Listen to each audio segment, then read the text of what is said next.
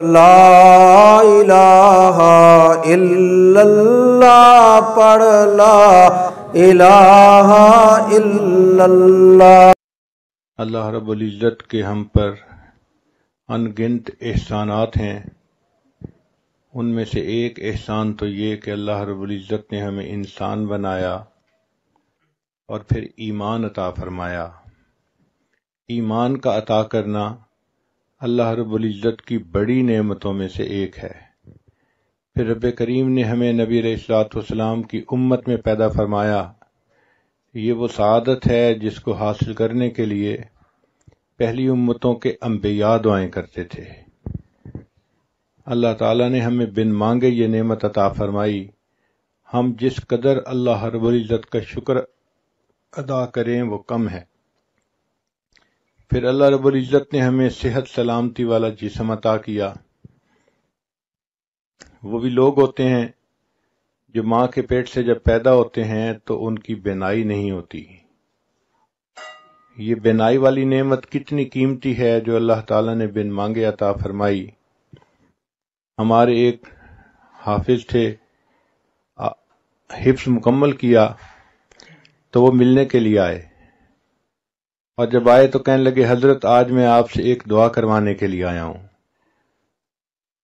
میں نے مسکرا کے کہا کہ حافظ صاحب آپ ماشاءاللہ جوان العمر ہیں، حفظ مکمل ہو گیا، اب آپ چاہتے ہوں گے کہ میری شادی کی دعا کر دیں۔ تو جب میں نے یہ کہا تو حافظ صاحب کی آنکھ سے آنسو آ گئے۔ میں بھی بہت سیریس ہوا۔ میں نے پوچھا حافظ صاحب کیا ہوا؟ کہنے لگے حضرت دعا یہ کروانا چاہتا ہوں کہ جس ہستی کو میں اپنی ماں کہتا ہوں آج تک میں اس کا چہرہ نہیں دیکھ سکا، آپ میرے لیے دعا کر دیں کہ اللہ مجھے ایک مرتبہ بینائی دے دے، میں ماں کا چہرہ تو دیکھ سکوں۔ اس وقت احساس ہوا کہ اے کریم آقا، آپ نے ہمیں جو بینائی والی نعمت عطا فرمائی یہ کتنی قیمتی ہے، اور ہم اس نعمت کو مس یوز کرتے ہیں اور غیر محرم کے اوپر استعمال کرتے ہیں۔ کتنے لوگ ہیں جو ماں کے پیٹ سے پیدا ہوتے ہیں اور وہ بچے بہرے ہوتے ہیں، وہ سن نہیں سکتے، اشاروں میں باتیں کرتے ہیں، اور جو بچہ بچپن سے بہرا ہو عام طور پہ وہ گنگا بھی ہوتا ہے، چونکہ وہ سن نہیں سکتا تو اس کی ویکیبلری نہیں ہوتی، وہ بول بھی نہیں سکتا۔ اللہ رب العزت نے ہمیں سماعت بھی عطا فرمائی، ہم بات سنتے بھی ہیں، بات کرتے بھی ہیں۔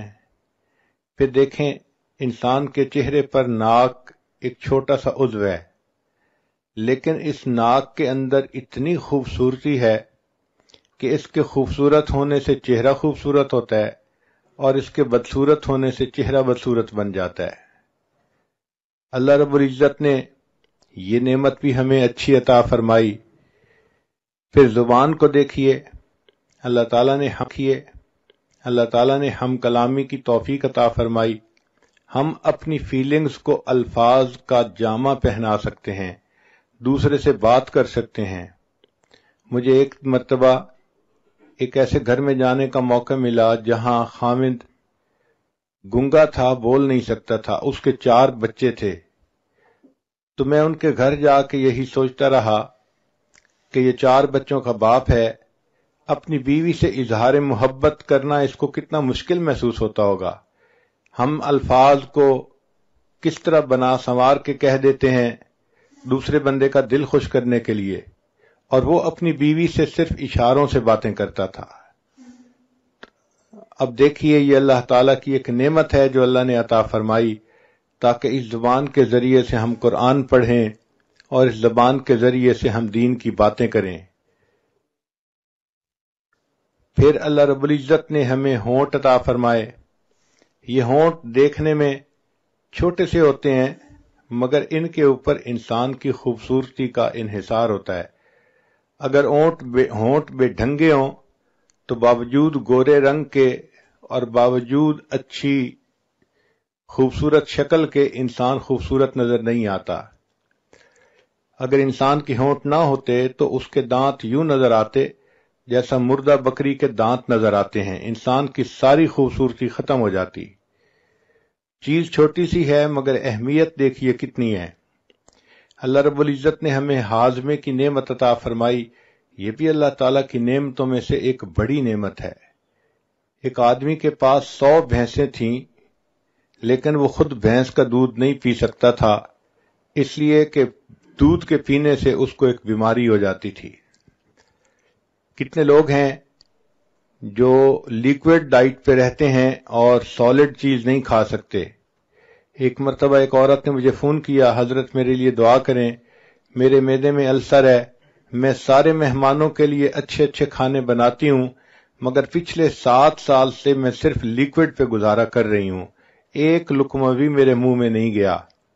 ہمیں اللہ رب العزت نے ہاضمے کی صحیح نعمت عطا فرمائی، ہم اپنی خواہش کے مطابق کھاتے بھی ہیں، پیتے بھی ہیں، ہمیں چاہیے کہ ہم اس پر بھی اللہ رب العزت کا شکر ادا کریں۔